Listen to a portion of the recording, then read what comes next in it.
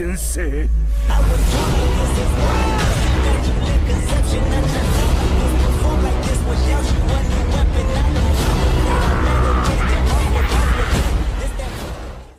Hey everyone, welcome back to my channel, Slick Goten, for another, What If Naruto, fanfiction. Sorry for the lack of uploads, I've been busy, and my phone was broken. But I'm back now. Don't forget to leave a like and subscribe for more content. Let's get into it. What if Naruto was immortal in DC Part 1? Hey, monkey want a nana, a very tall and buff gray-skinned humanoid creature said mockingly while imitating a monkey. It was Lobo, one of the most infamous bounty hunters in the galaxy. When I get out, I'm shoving that arrogant smirk right down your throat. A human man said angrily from behind a glass wall. He was imprisoned in a room with glass for walls. It was none other than Superman. However, unlike his name suggested, currently, he was severely weakened due to the radiation of an artificial red sun shining in his cell. Oh yeah. You know, I believe that Lois Gal might be getting a tad lonely now that you're doing time in a cosmic petting zoo. Maybe I'll go back and cheer her up. Lobo said and rubbed his chin while laughing. But of course, I do have to collect the bounty on this geek first, he said as he pointed at the rat-like creature he had on a leash. Emperor Spooge got a bad temper on him. Then, turning towards the levitating yellow creature behind him, he made a salute with his hand at his forehead and said, "Adios, Wrinkles. You want any more dorks snagged, you got my number." The one in question, the preserver, replied. "Actually, there is one other being I need for my collection. The last Zarnian." Lobo laughed out loud. "Haha. That's rich. I'm the last Zarnian." Then, as if it was a big secret, he told Superman, "I fragged the rest of the planet for my high school science project. I gave myself an A." The preserver said no more. With a wave of his hand, a glass cage fell from the ceiling on top of Lobo. Before he had the time to react, extremely potent sleeping gas poured from the floor. Lobo tried to resist and punch the glass walls, but it was futile. He fell unconscious in a matter of seconds. Asterism. Thanks for returning my uniform. Now how about my ship? Superman said after he finished changing from Kryptonian's traditional attire into his Superman costume. Impossible. The preserver said. For ages, I've preserved many rare creatures, even some from your adopted planet, Earth. I'm not an animal to keep me stuck in a cage. Superman said, revolted. Normally, I don't take sentient beings. But you and Lobo are all that survived from your respective home worlds. Same for this nine-tailed fox over here, named Kyuubi. The preserver said and pointed towards the glass cage next to that of Superman. In it, a small crimson-red fox cub was chewing on a chunk of meat several times larger than it while its 9 fluffy tails wagged lazily at its back. These two have adjusted well to their new surroundings. I suggest you do the same. After the preserver floated away, Superman furrowed his brows as he witnessed Lobo getting gassed by the 2 robot girls attending to his needs when he tried to escape. A chuckle came from the cage where the small fox cub was imprisoned. First time getting locked up. Unexpectedly, it was the very deep voice of a male. Even more unexpected it was that it was speaking in English. Superman looked at the talking fox dumbly, surprised not only at it speaking in English but also marveling at how the huge chunk of raw meat was disappearing at a mind-boggling speed into the tiny being's jaws. After he was done eating, Kyuubi arched its back and stretched its small limbs. A cute yip escaped from his mouth as he yawned. Then, he jumped on the comfortable-looking circular bed and started to push against the mattress with his tiny paws, not unlike a cat, before he finally found the perfect place. After eating a chunk of meat 10 times larger than his entire body weight, nothing was better than a sweet afternoon nap. Are you seriously content with staying locked up like this? Superman asked when he looked at the fox cub, who seemed like he could not care less about their predicament. Kyuubi opened his eyes lazily and said, "And what would you have me do? The meat he brings is always laced with tranquilizing drugs. It saps all my strength." Superman had an incredulous look on his face. "Why would you keep on eating it if you knew it was drugged?" The fox cub let out another cute yawn before he said, "How can I turn down free food? Relax. Everything is going according to the plan."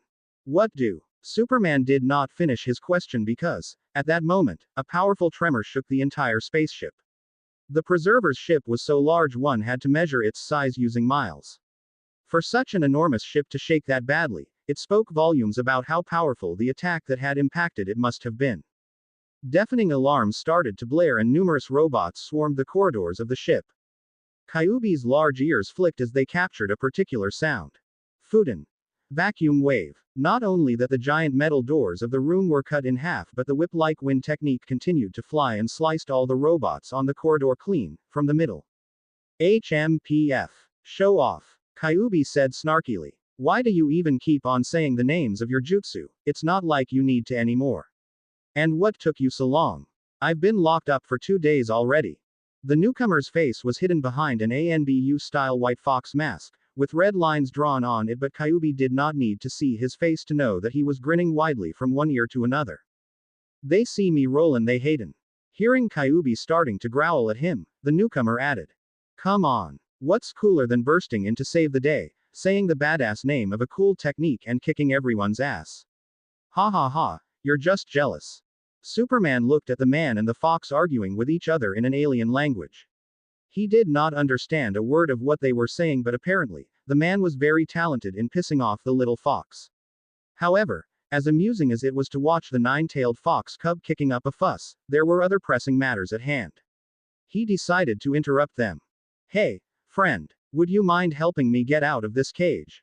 Naruto fiddled with the translating device installed at his belt for a moment before replying to Superman in perfect English. Oh wow. What is a human doing all the way here? Lobo attacked me and lured me in the range of this ship, and the Preserver captured us both. But I'm not a human, I'm a Kryptonian. Though Superman could not see his expression due to the mask he was wearing, he got the feeling that he was very surprised.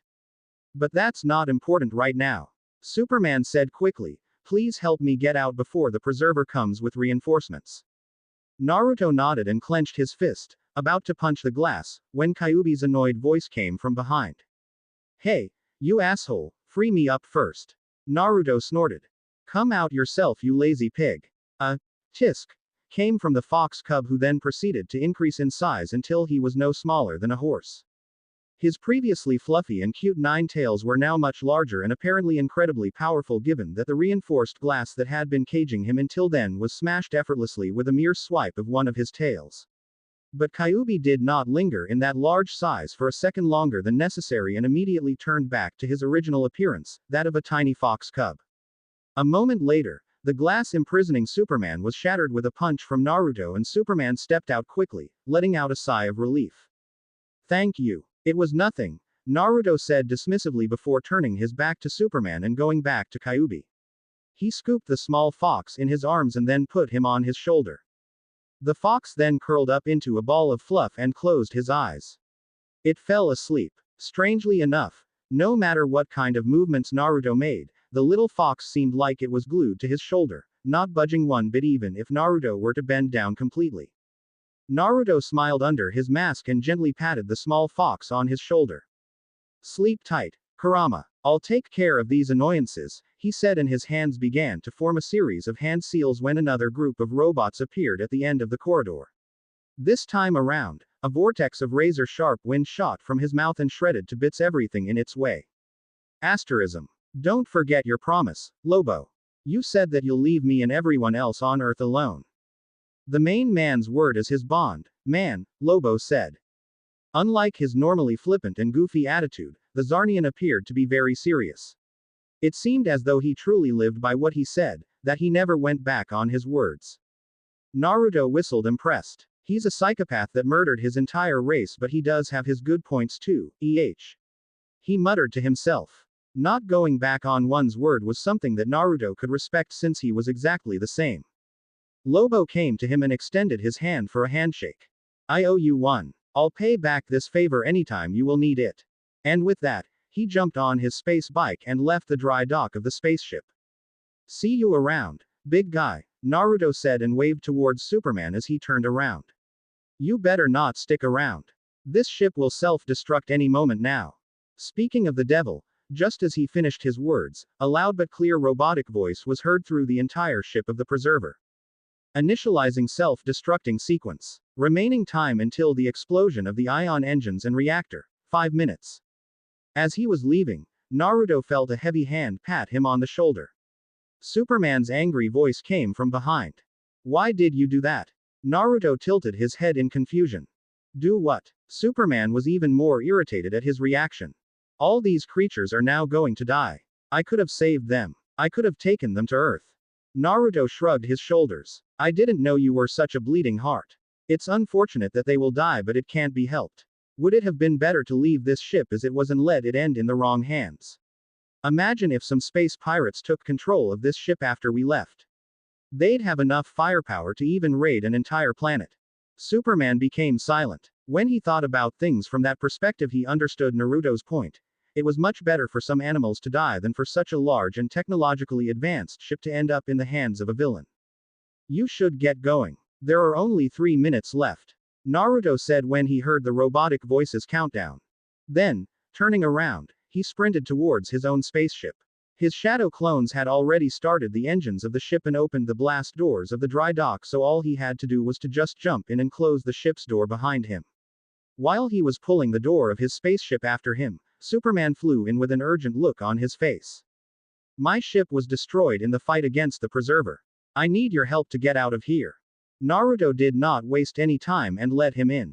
A moment later, the ion thrusters propelled the spaceship to several miles away. Even then, it was still too close to the Preserver's ship. As that, a boom tube, Superman said in surprise. Something similar to a very small wormhole was opened in the space and Naruto's shadow clones drove the ship right into it. Not exactly. It's nowhere near as precise as a boom tube, but I don't have a mother box. That stuff is very rare and hard to come by. This is more like a wormhole. But it's the latest warp technology from Almerac, so it's pretty good. It gets the job done. Asterism. Naruto was lying in his chair bonelessly, with an expression of defeat on his face. There's nothing about our home here either. Kyuubi, who was awake now, headbutted Naruto gently with his snout and wrapped his 9 tails around his neck to comfort him. The shadow of a smile appeared on his face, but it was not visible due to the fox mask covering it. Still, he brought his hand up to pet Kyuubi as a show of gratitude. They may love to argue with each other, but, for the past plus 90 years, they've always been together, protecting each other's back. They were inseparable, best friends for life. A long sigh came out of his chest. What are you looking for? Superman asked curiously when he came into the control room of the ship and saw the somber mood. It was Kyuubi who replied to him.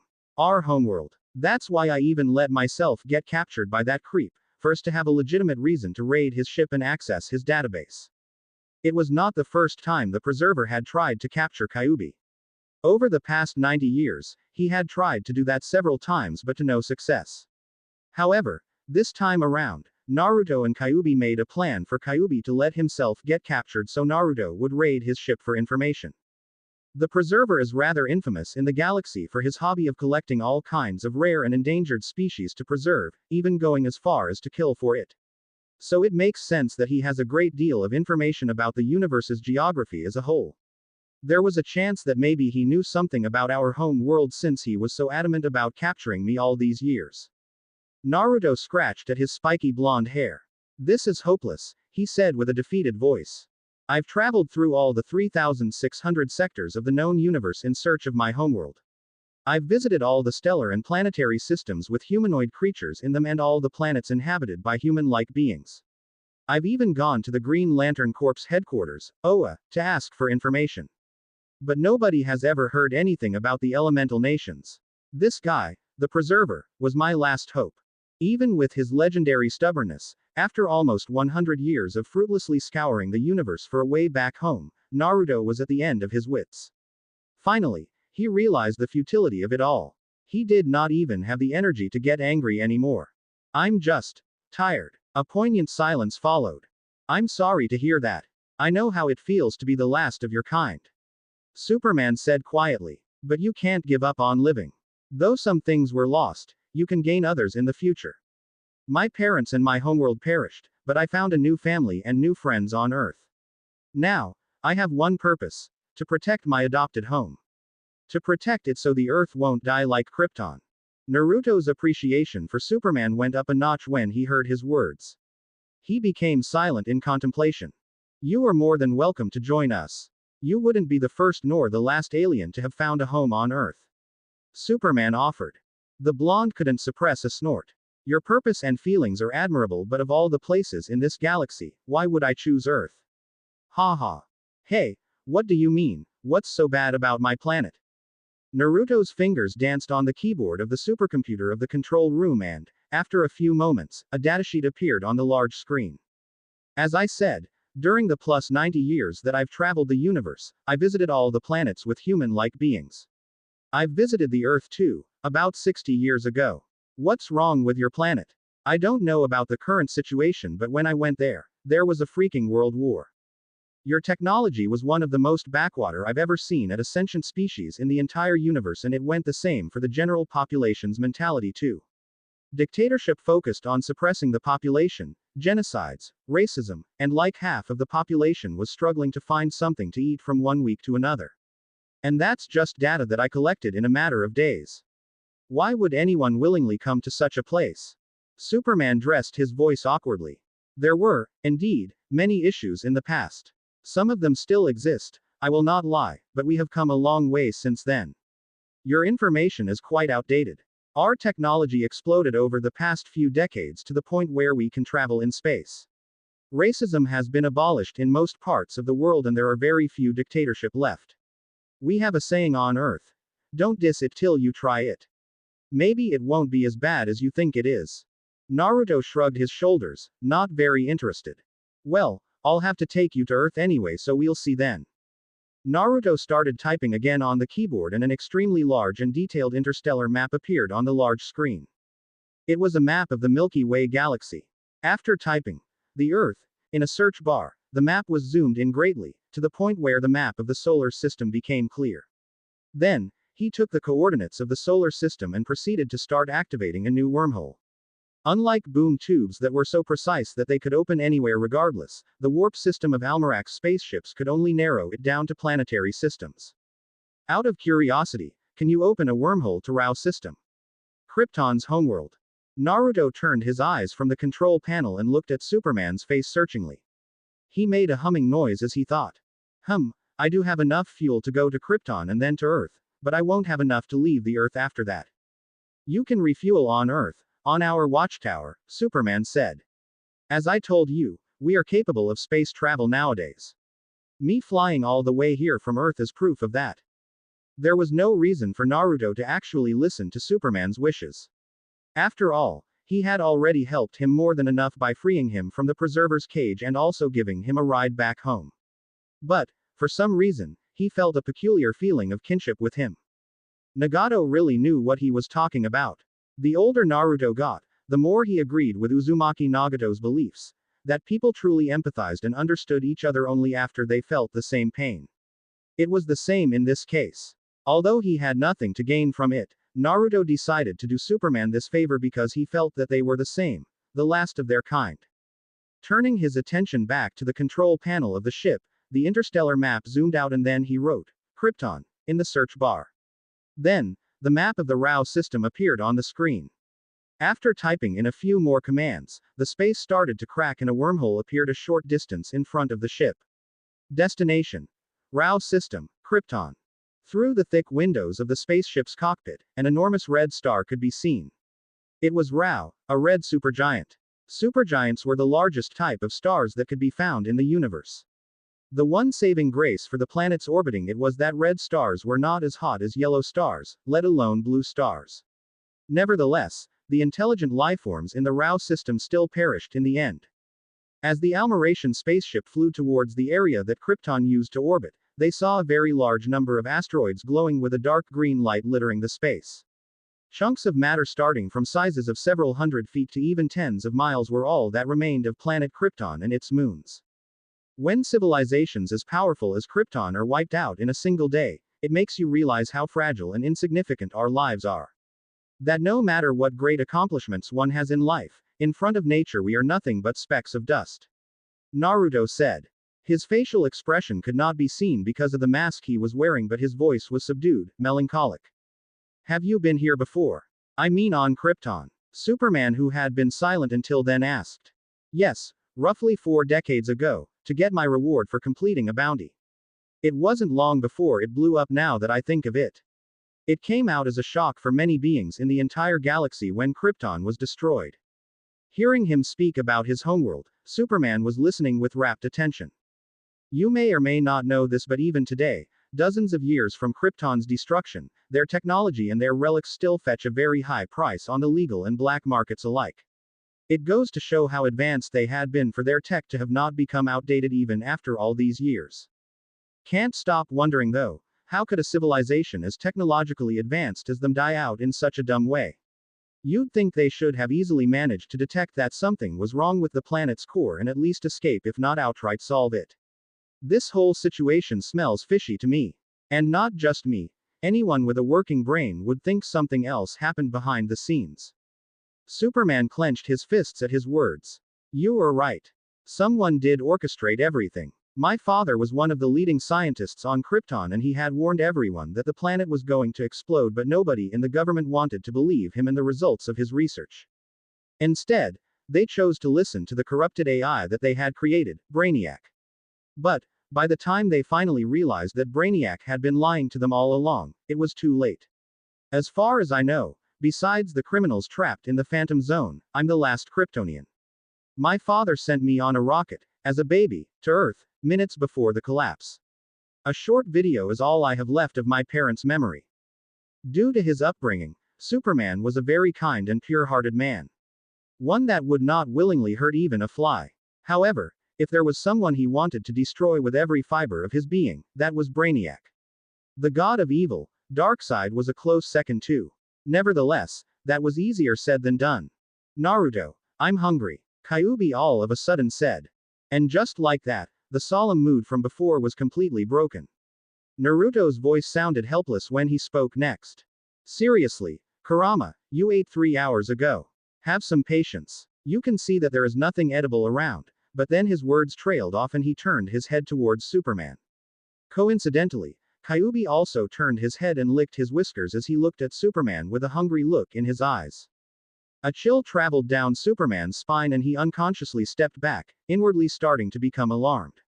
Only 3 hours had passed since he left the Preserver's ship and he had been nowhere close to a yellow sun to recover his strength. Because of that, he was still severely weakened compared to his usual self. As Superman was bracing himself for what could be a battle for his life, the fox started snickering like a hyena. I'm just kidding. Ha ha ha. After he stopped laughing, Kyuubi asked as though it just came to his mind. By the way, can you Kryptonians regrow your limbs if you were to lose an arm or a leg? The real meaning was not lost to Superman. But, before he could reply, Naruto grabbed Kyuubi by the scruff of his neck and brought him down from his right shoulder in his lap. Stop teasing the poor boy, he said with a chuckle and, in the palm of his other hand, a glowing sphere of light blue energy took shape. Come, tell me what flavor you want this time. At the sight of the Rasengan in Naruto's hand, Kyuubi's 9 fluffy tails started wagging excitedly. Make it spicy, the fox said and gulped impatiently. He looked like a glutton. In the next moment, the light blue Rasengan turned red, transforming into a ball of fire. With no further ado, Kyuubi started to bite and lick at the sphere of fire chakra with gusto, as though it was a delicious ice cream. Look at him, isn't he adorable? Naruto cooed. A growl came from Kyuubi for being called adorable, but his ire did not last long because he quickly lost himself in the sauce. He does look endearing when he's not threatening to eat my limbs whole, Superman said, and the two men chuckled together. While they were laughing, an alarm rang and a notification appeared on the large screen of the computer in the control room of the ship. Below a red SOS signal, a small map of the RAW system appeared with a pulsating red dot at the very edge of it. Is there anyone alive? Superman asked, his voice betraying his hopes and expectations. Naruto extinguished the orb of chakra in his hand, but Kyuubi growled in unhappiness and bit on his fingers. Ow, you little shit, biting the hand that feeds you. Still, it was not the time to start a fight with the fox and instead turned his attention towards the screen. He changed the destination of the ship to the coordinates shown on the map. Don't get your hopes too high. For all we know, there is no landmass at the edge of the system, so far away from the star. Most likely it's a stranded ship requesting assistance. Naruto said. But, to Superman's delight, the blonde's words were proven to be wrong a few minutes later when a rather small planet appeared in their view. It was gray, seemingly devoid of life, and enormous cracks littered the surface, cracks in the crust that were so large that they could be seen all the way from space. It was a dead planet. Could anyone still be alive on a planet like this? After such a disaster? Naruto wondered. We have to try. Even if the chance is minuscule, there's still a chance that there are survivors. There's no way I'm leaving without saving them. Superman insisted vehemently. He had always wanted to one day come to the Rao system and look for survivors. He had always hoped that maybe one of the colonies of Kryptonians located outside of Krypton had managed to survive somehow. But whereas at first, he did not have the technology to do that, after he got the means to travel in space he no longer had the leisure to do so. For example, less than 3 months ago, Imperium and his race had also tried to conquer the Earth and kill every living being on it, just like they had done to Mars 1,000 Earth years ago. He was afraid of leaving the Earth unprotected for too long.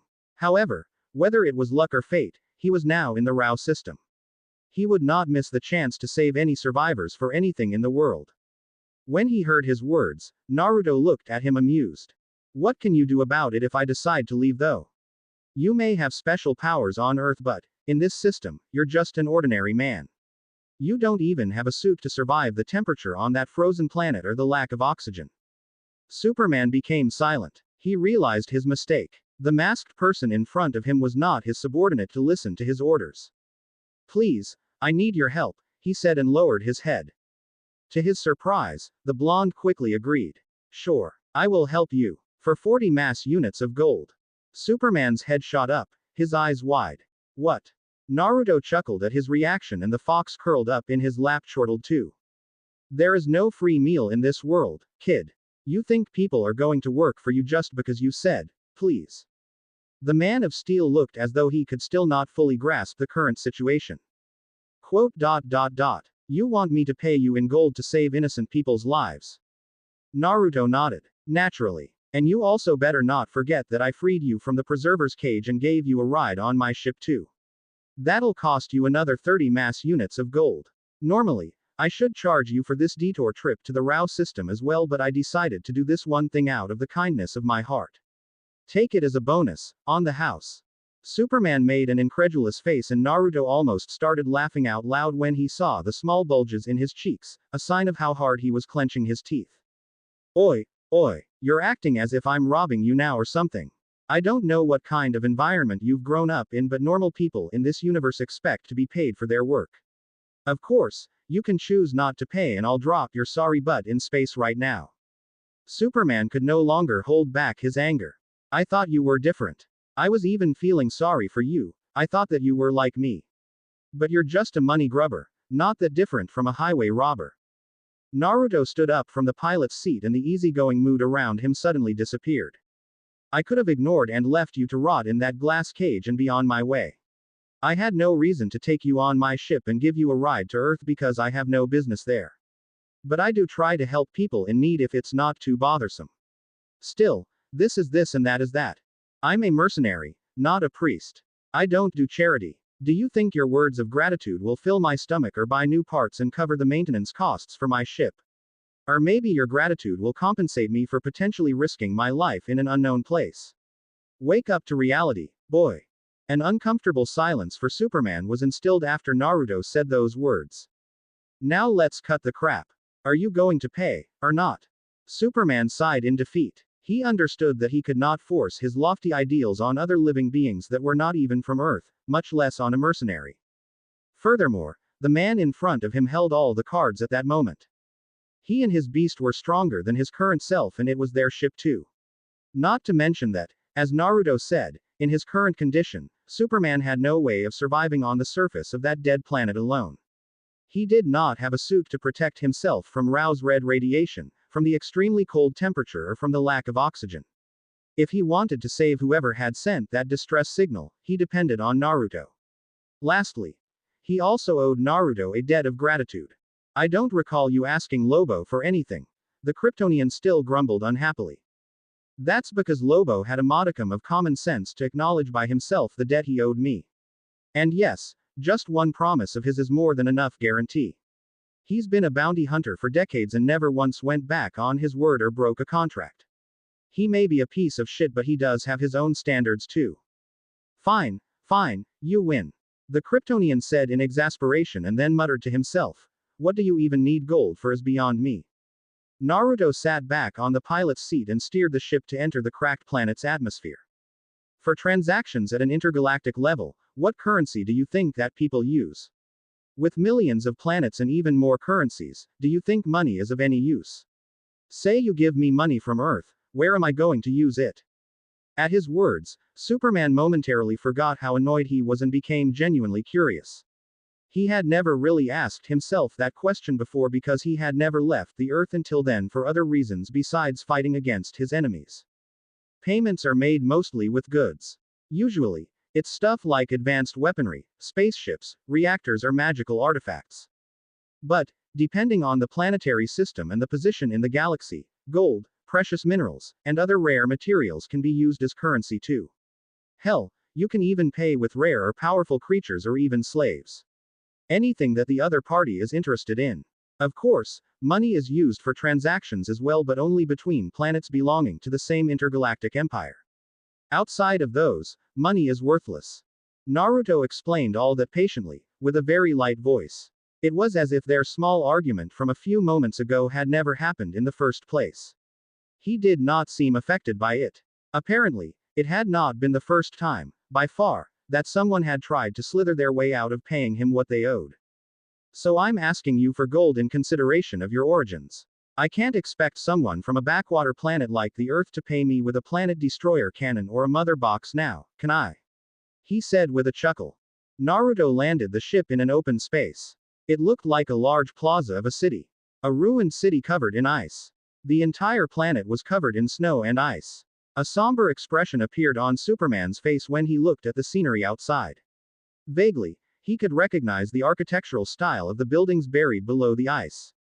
All right, I'm heading out, Naruto said with an energetic voice, not exactly fitting with the desolate scene in front of them. After all, they were basically in the middle of a giant graveyard. The burial ground of an entire civilization. Before he opened the outside trap door of the spaceship, he said, "Don't think about doing anything funny while I'm away. The moment anyone besides me tries to start the engines of the ship, this bracelet over here," and he pointed at the white band around his wrist, "will teleport me back to the ship. It's an anti-theft system implemented on all the military ships of Almerac. Not gonna lie, it caught me off guard too when I stole this ship and, ahem. Anyway, I'm going. Be a good boy and stay put until I come back." Superman was between laughing and crying, not really knowing how was he supposed to react. Indignant for being suspected of being a thief. Annoyed or amused at being treated like a naughty little kid. Or maybe worried that this guy stole a military ship from Almerac. He still remembered his encounter with the violent queen of Almerac. "I've met many weirdos in my life, but this guy. I think he takes the cake. Phew, what a character." Superman muttered. The masked blonde man may not be weird on the same level of weirdness as someone like Lobo, but he gave off a feeling of instability, making one feel on edge the whole time while interacting with him. Throughout the entire ride, Superman had been secretly anxious due to how whimsical Naruto seemed to be. Was he a bad guy? Well, not really, because he saved Superman's and Lobo's lives. Was he a good guy? Well, he had just admitted that he robbed Almerac of one of their military ships, and he also demanded a crazy expensive fee for his services.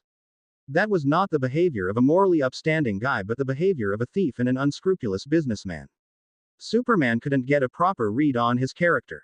70 mass units of gold. Where the hell am I gonna get so much gold from? I'll have to ask Batman for help once again. He could already imagine Batman's patented glare boring a hole in his head or Flash making lame jokes and poking fun at him. He palmed his forehead when he felt the beginning of a headache. But then, another thing came to his mind. Wait, how much is a mass unit? That was not how they calculated the weight on Earth. Clearly, it was an alien measuring unit. Was one mass unit equal to a pound? If that was the case, then it was still okay. Somewhat. But what if one mass unit was equal to, say, God forbid, 1 ton? At that thought, Superman's face became ugly to look at. Arg, what a scumbag. Asterism. It did not take long for Naruto to find out where the distress signal had been sent from. With a sweep of his sage mode senses, all life signatures in a radius of 50 miles were revealed. All of them. Better said would be that the only one. There was only one person still alive.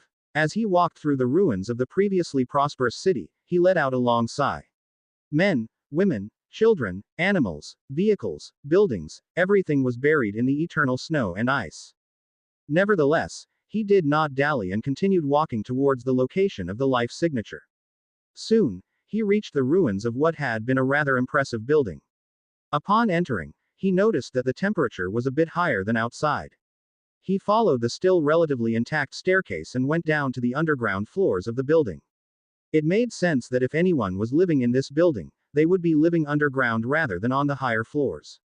A few moments later, he reached a circular room that did not look too different from the control room of a spaceship. The moment he stepped in, a circle of light glowed on the floor and a rather blurry hologram appeared from the device in the middle of the room. It was the image of a tall but very beautiful blonde woman in her late 30s. She looked identical to a female human. Then, a sad but warm voice resounded in the cold room. Naruto quickly fiddled with the translating device on his belt to understand what she was saying. I am Kala in Z. Chief position of Argo City. 5 years ago Argo was a thriving vibrant world.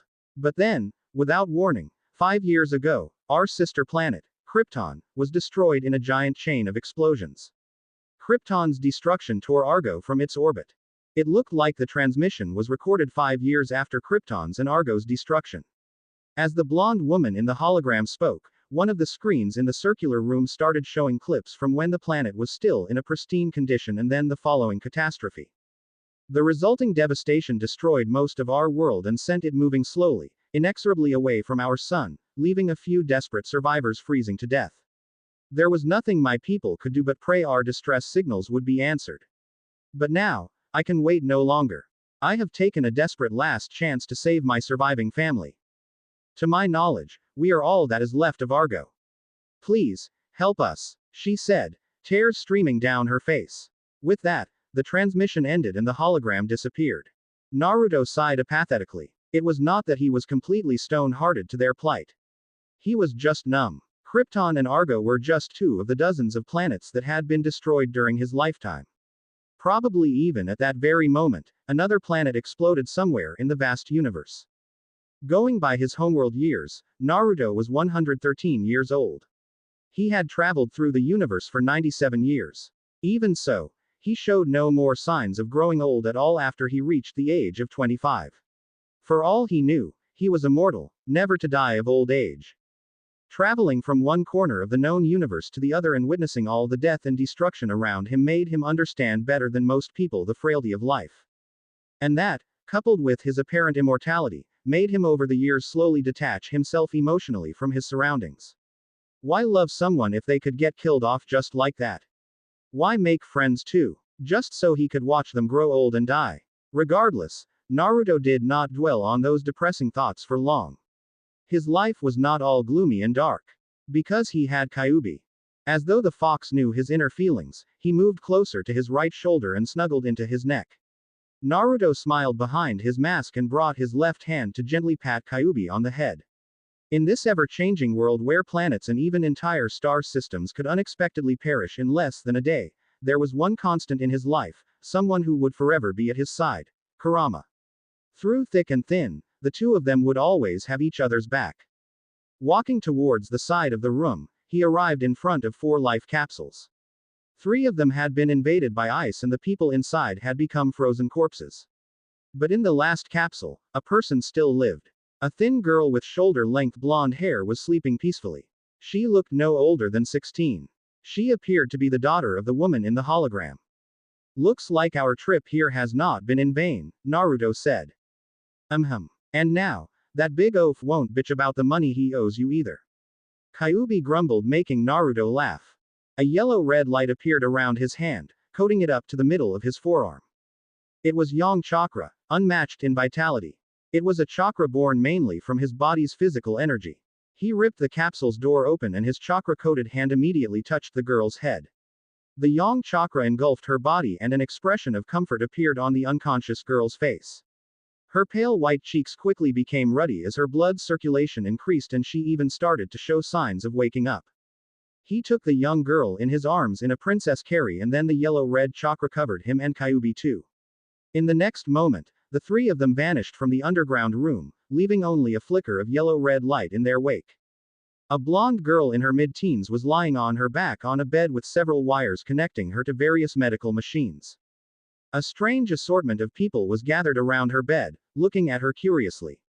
Superman in his red and blue costume, a green-skinned humanoid wearing a blue cape, another man in a bat-themed suit, a scantily clad athletic woman, a masked woman with angel-like wings, a Green Lantern wearing his corp's traditional uniform, and lastly, a man in a red suit and mask with a lightning motif on his chest. What's with those gaudy costumes? Void, it's so cringe. I'm getting goosebumps. Naruto muttered and raised the sleeve of his right arm to show the fox on his shoulder proof of his words. 1. Kyuubi snickered when he saw Naruto's hair standing on his forearm and his skin looking like that of a chicken. While Naruto and Kyuubi were talking among themselves in their native language, the green-skinned man spoke. Her vitals are stable. The condition of her body is remarkably good. She's brimming with vitality. If you had not told me that she had been in cryo-sleep for nearly 30 years, I would not have believed it. Now, we just have to wait for her to wake up naturally. You don't need to thank me, Naruto said complacently. I wouldn't mind a bonus to my paycheck though. The other 7 people in the room all looked at him, their faces displaying various emotions. Some looked at him with curiosity, others with wariness, while others with a helpless look on their faces. When the Almeration ship appeared on the Watchtower's radar and Superman contacted the Martian Manhunter to give them access, upon getting down from the ship, nobody questioned Superman in regards to who were the visitors at his side because they could see the unconscious girl in his arms and the urgent expression on his face. But now that things settled down, they naturally became curious. Anticipating their questions, Superman said, "We should let the girl rest in silence. We'll discuss more in the conference room." Asterism. Let me get this straight. You took the javelin without telling anyone anything, went off chasing a crazy alien bounty hunter, got yourself captured and then ended up destroying the javelin in a brawl and also with a debt of almost $4 million. Green Lantern, a middle-aged black man shouted at the top of his lungs, his voice betraying his disbelief. Given that Green Lanterns were the protectors of the universe, John Stewart was naturally aware of what a unit mass represented for aliens. One mass unit was equal to 1 kilogram, 2.2 pounds.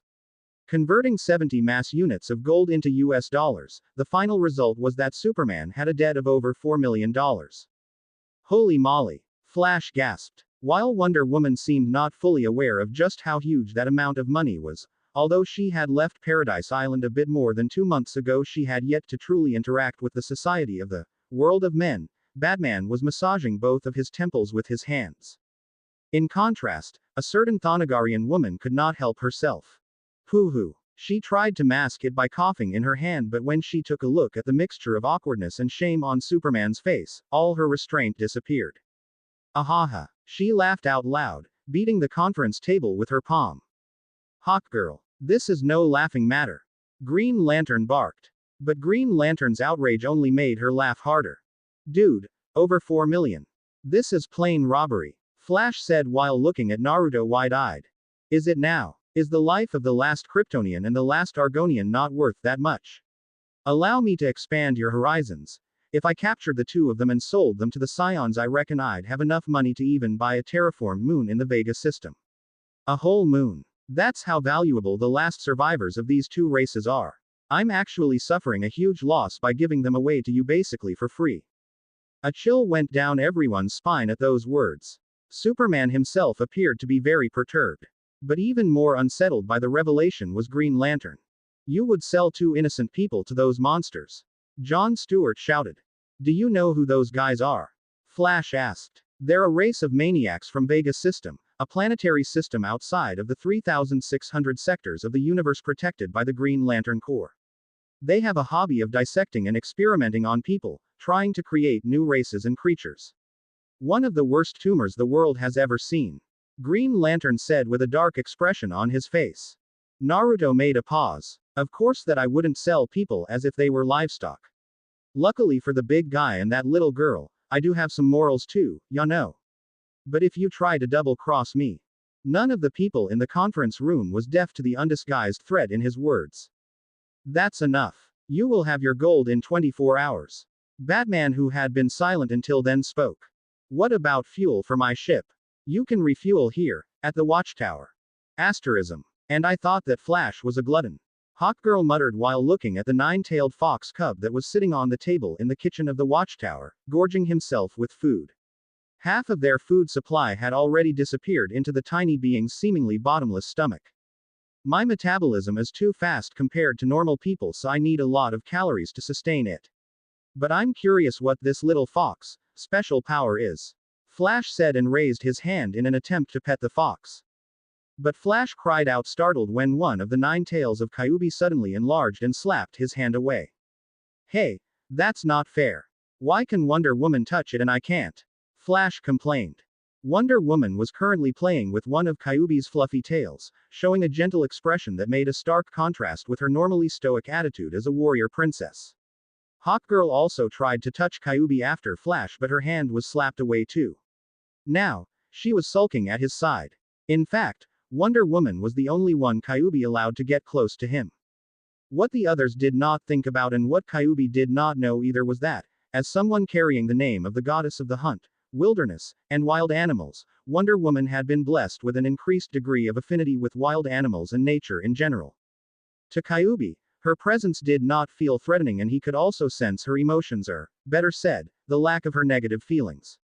In addition, having the fur on his tails caressed so gently was a wonderful feeling too, something that Naruto never did. He doesn't like you. Plus, it's common sense you don't normally touch animals when they eat.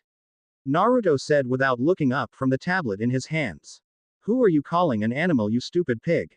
Kyuubi suddenly growled and Flash, Hawkgirl and Wonder Woman backed away from the table startled. It talks. They unknowingly cried out at the same time. However, Kyuubi did not seem to care enough to press the issue.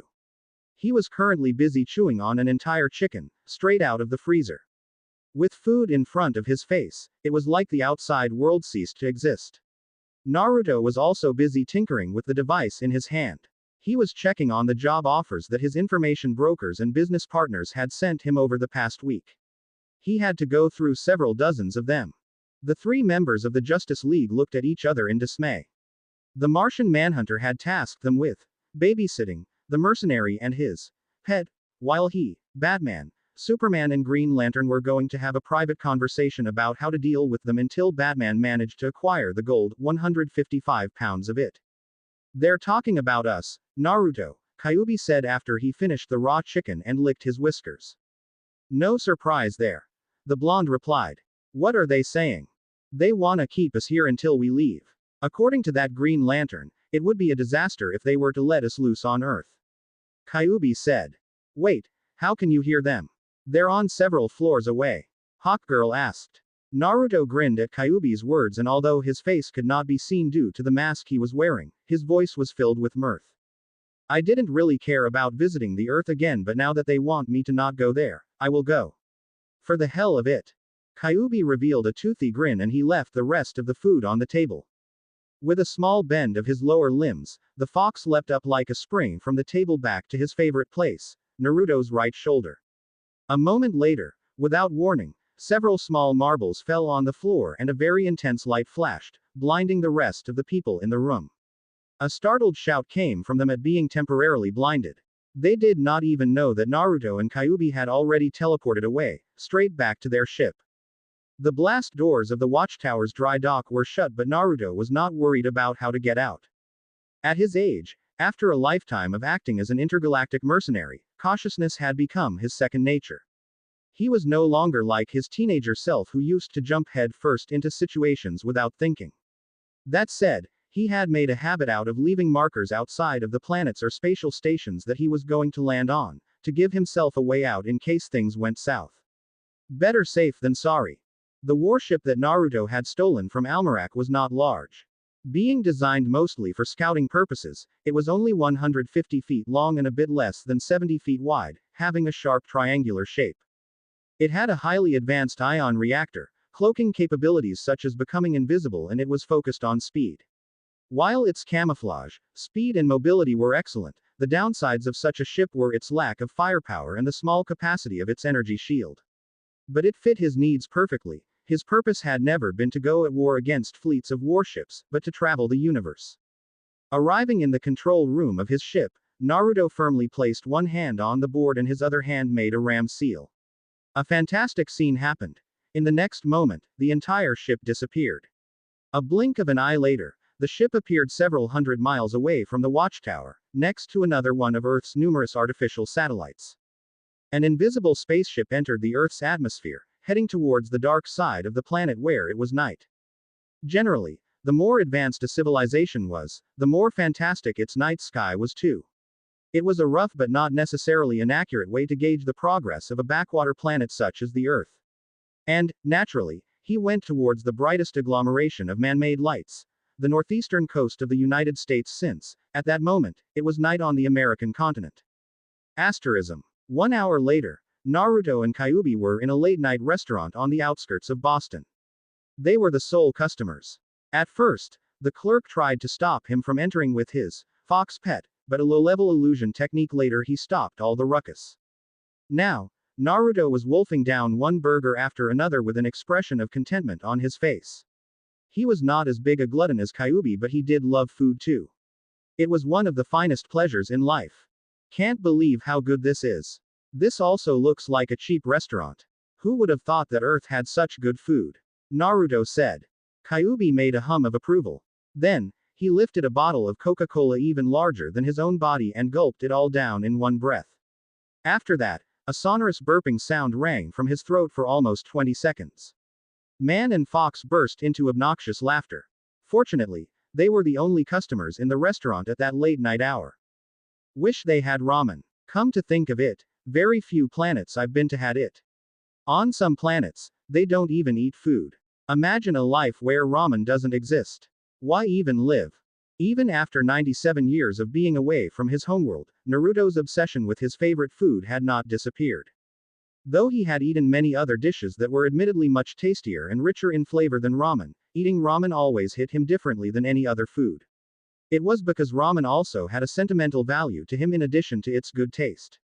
It reminded him of the first two people who had ever shown him kindness while almost everyone else in his village hated him, Ichiraku and his daughter, Ayame. It reminded him of home. Oi, waiter, bring me some more roasted chicken. And do it fast. Kyuubi yelled at the clerk but then yelped when Naruto grabbed one of his large ears. Don't be an asshole, you could have at least said, please. Naruto rebuked. Kyuubi tried to bite him but Naruto let go before he had the chance. You cocky little shit, one of these days, I'll have to teach you to respect your elders, Kyuubi growled. Pipe down, twerp. Did you forget what happened the last time we brawled? Naruto said with a smirk, making the fox wince at the memory. Just then, none other than Batman and Wonder Woman appeared next to their table. Why did you run away from the Watchtower? Batman said. But when they saw the food disappearing into Naruto's mouth despite wearing a mask that covered his entire face, Wonder Woman asked in curiosity. How are you doing that? Would you believe me if I told you it's magic? Naruto said jokingly, but Batman did not seem to appreciate his sense of humor if the narrowing of his eyes was anything to go by. Anyway, how did you find us so fast? I thought you'd take a bit longer. I mean, I fried all the tracking devices you've planted on my ship. It was Kyuubi that answered. That woman planted a tiny tracking device on one of my tails. She thought I wouldn't notice. If you knew what she was doing, why did you let her? Batman asked suspiciously. Wait, you knew? Naruto also asked. Well, someone had to pay the bill after our late-night dinner. The fox said with a shrewd look in his eyes. It was not only Naruto that burst into laughter, but even Wonder Woman let out a soft giggle too. While no outward sign of anger could be seen at Batman, Kyuubi knew how annoyed he was thanks to his negative emotions sensing. But Batman's ire became apparent when he had to pay a bill of several $1,000s. It was not having to pay a few $1,000s that triggered him, but the audacity of Naruto and Kyuubi to take advantage of the Justice League like that. First, by extorting Superman of a huge sum of money knowing that he could not refuse his services, and now making him pay for their food after they left the Watchtower without their accord. Regardless, he calmed himself down. As irritating as the two of them were, according to Superman, they were not interested in living on Earth. So Batman consoled himself with the thought that this headache-inducing duo of aliens would disappear the next day after they got their gold. You're not such a bad guy after all, are you? Naruto said. What's that supposed to mean? Batman narrowed his eyes at him. Instead of replying, the blond man slurped loudly on a large number of noodles at the same time. It was Wonder Woman that answered his question. Behind that mean glare of yours, there is a nice personality hidden. When Naruto made a thumbs up gesture at her showing that her words were spot on, Batman's glare intensified. The four of them were currently in the Chinatown district of Boston, in a Chinese restaurant. Batman had been the one to direct Naruto to that place after he asked if Earth had a dish known as ramen. Thus, thanks to Batman, he was now in the middle of inhaling his 12th bowl of ramen. Even Batman's poker face began to falter at the sight of the ever-increasing mountain of empty bowls stacked on the table. In contrast, the ever-gluttonous Fox was not eating. Kyuubi was lying stretched on his back in Wonder Woman's lap, letting out quiet growls of content from the belly rub she was giving him. Finally, Naruto put down on the table the 12th empty bowl and exhaled loudly in bliss. Are you finally done eating? Batman asked. Though his facial expression could not be seen due to his face being covered by his mask, even while he had been eating, everyone could hear the reluctance in his voice when he spoke. I would like to eat more, but it's enough for now. I can sense there are only 2 employees working in the kitchen at this late hour. I've already troubled them enough by ordering 12 bowls of ramen at once. Batman and Wonder Woman looked at each other strangely. This guy was despicable enough to extort Superman of $4 million, but now he was worried about overworking 2 cooks at a restaurant. They did not know what to think of him. Right at that moment, an alarming news report came up on the TV installed above the counter. A dangerous hostage situation is developing at the federal building in Metropolis. So far, the Ultra-Humanite has refused to speak with negotiators. A freak of science, the Ultra-Humanite is reportedly a genius who is also extremely dangerous. Batman and Wonder Woman jumped up to their feet. But although the situation was urgent, Wonder Woman could not help being amused when she saw that the fox cub in her lap had not fallen off when she sat up. He was still sitting perpendicularly on her lap as if he was glued to her thighs. Still, she could not afford to play around at that moment. She took the fox in her arms and handed him over to Naruto. Do not fry this tracker too. At least if you want to get your gold tomorrow. Batman said and handed Naruto a badge-shaped tracking device. By the way, if you need any help, I'm here. We can discuss the price later, based on contribution. Naruto offered while taking back a grumpy and unwilling fox from Wonder Woman's hands. No thank you, Batman said categorically. We can handle this. Then, turning towards the Amazon, he said, Wonder Woman, let's go. Asterism. We don't need your help, he said. We can handle this, he said.